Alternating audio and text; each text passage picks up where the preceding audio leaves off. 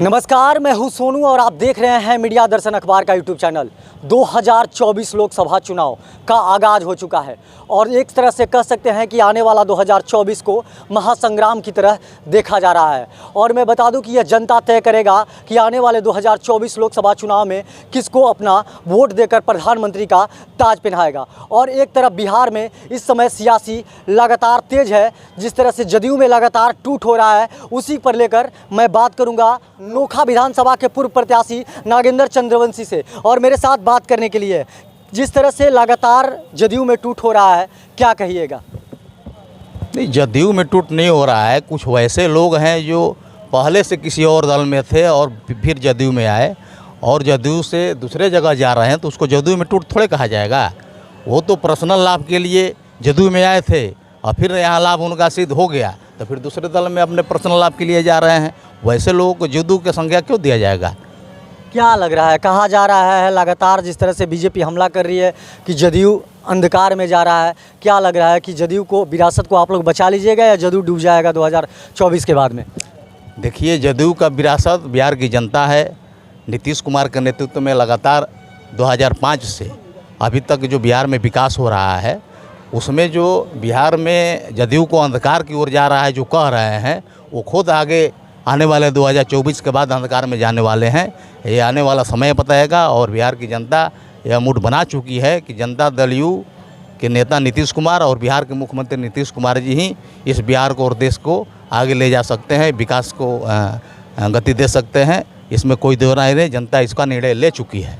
लोकसभा चुनाव से पहले ही कहा जा रहा है कि जदयू में लगातार टूट हो रही है। ऐसे में जो शाहाबाद के कद्दावर नेता माने जाते थे ललन पासवान ने जिस तरह से जदयू से इस्तीफा देने के बाद लगातार जदयू पे हमला कर रहे हैं, लगातार कर रहे हैं कि जदयू दलितों की शोषण करने वाली सरकार है बिहार में, और बीजेपी ज्वाइन करने जा रहे हैं 20 तारीख को।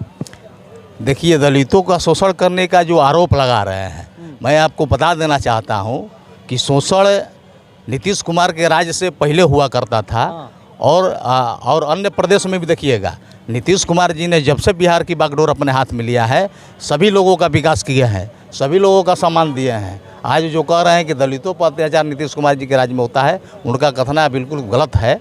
आज देख लीजिए, 2005 से अभी तक सभी समाज को आगे लेकर के चलने का काम किए हैं नीतीश कुमार जी। किसी के साथ भेदभाव आज तक नहीं किए हैं। आज जो दलितों को सम्मान मिल रहा है, अति पिछड़ों को सम्मान मिल रहा है, जो हाशिए पर जो समाज था, वैसे लोगों को मुख्य धारा में जोड़ करके उनको अधिकार देने का काम किए हैं नीतीश कुमार। उनको बहुत सारे पद प्रतिष्ठा से उनको सुशोभित किए हैं नीतीश कुमार जी। यह जो लोग कह रहे हैं कि दलितों के साथ अन्याय हो रहा है, दलितों पर अत्याचार हो रहा है, यह गलत है। हम कैसे तो किस्सा में कहा जाता है कि हम लोग के यहाँ की जब अंगूर नहीं मिला तो अंगूर खट्टा है कह करके लोग चले जाते हैं। ललन पासवान जुबानी हमला कर रहे हैं लगातार, जिस तरह से कह रहे हैं कि 1990 की दशक में जिस तरह से बिहार में अपराध था, 2000 के टाइम में था, और नीतीश कुमार फिर उसी पार्टी में जाकर शामिल हो गए, बार बार, एक बार नहीं, दो बार जाकर शामिल हो गए। इस पर क्या कहिएगा, जिस तरह से लगातार वो हमला कर रहे हैं, फिर से एक बार जंगल रिटर्न देखा जा रहा है और जंगल। अच्छा, मैं आप ही से पूछ रहा हूँ कि ये जो अभी आप 12 बजे, 1 बजे, 2 बजे रात को अगर कहीं से कहीं जाना चाहते हो, तो क्या आपके मन में भय है कि नहीं हम कहीं जाएंगे तो लूटे जाएंगे, मारे जाएंगे? ऐसा भी हुआ है बिहार में। आज भी बिहार में 2005 से अभी तक कोई भी कहीं भी जो भी जहाँ जाना चाहता हो, रात के 12 बजे हो, 2 बजे हो, 3 बजे हो, कभी भी उसको मन में यह आशंका नहीं है अब कि हम कहीं जाएंगे तो हम लूटे जाएंगे या मारे जाएंगे। एकदम निश्चिंत होकर के लोग घूम रहे हैं 12 बजे, 2 बजे रात को भी। अब इससे अधिक सिक्योरिटी क्या हो सकती है इस सरकार में? अब जो कह रहे हैं तो मनगढ़ंत बातें बोल रही है, तो किसी को भी मुंह को बंद नहीं किया जा सकता है। लेकिन सच्चाई यही है कि आज के भी दौर में जो लोग कह रहे हैं कि आज वो दूसरा जंगल राज आ गया तो ये आ गया, आज के डेट में भी अब कहीं भी 12 बजे रात को भी, 2 बजे रात को भी, कहीं से भी कहीं जाना हो तो कोई सोचने की बात नहीं है। लोग आप देख रहे हैं 12 बजे, 2 बजे रात में भी लोग घूम रहे हैं, जिसको जहाँ जो जाना है, अगर कोई ज़रूरी आ गया तो चल देते हैं, कोई भय नहीं है। ये जो लोग कह रहे हैं वो गलत कह रहे हैं, सरासर गलत कर रहे हैं। सम्राट चौधरी का लगातार तीखा हमला मुख्यमंत्री नीतीश कुमार पर किया जा रहा है और साफ तौर पे कहा जा रहा है कि जो पग बांधे हुए हैं उसी टाइम उतारेंगे जब नीतीश कुमार सत्ता की गद्दी से हट जाएंगे। अब देखिए, भारतीय जनता पार्टी में कुछ लोगों को यह टास्क मिला हुआ है, या उनकी एक सोच बन गई है कि जितना ही हम मुख्यमंत्री जी को उल्टा सीधा बोलेंगे, भारतीय जनता पार्टी को लोग उसको पद से सुशोभित करेंगे, उतना ही बड़ा पद से सुशोभित करेंगे। तो एक भाजपा में कंपटीशन हो गया है कि ज़्यादा से ज़्यादा गाली हम देंगे, ज़्यादा से ज़्यादा आप शब्द बोलेंगे मुख्यमंत्री जी को, नीतीश कुमार जी को, तो हमको बड़ा से बड़ा पद मिलेगा, हमको बहुत पदों से सम्मानित किया जाएगा। तो ये तो परिपाटी हो गई है भाजपा की। अब भाजपा के लोग बोल रहे हैं तो जनता इसका जवाब देगी। हम लोग के कहने की आवश्यकता है। अरे शिष्टाचार हम लोग के बिहार में पहले हम लोग के माता पिता भी समझाते हैं, सिखाते रहे हैं कि शिष्टाचार को नहीं भूलना चाहिए, मर्यादा का उल्लंघन नहीं होना चाहिए। और कुछ लोग इसी को अपना मर्यादा समझ लिए हैं कि हम जितना खराब बोलेंगे और मर्यादित बोलेंगे तो मेरा सम्मान बढ़ेगा। लेकिन बिहार की जनता देख रही है, जो किसी को अपमान देगा तो उसको सम्मान कैसे मिलेगा, उसको भी अपमान मिलेगा। तो आने वाला समय बताएगा, देखिएगा।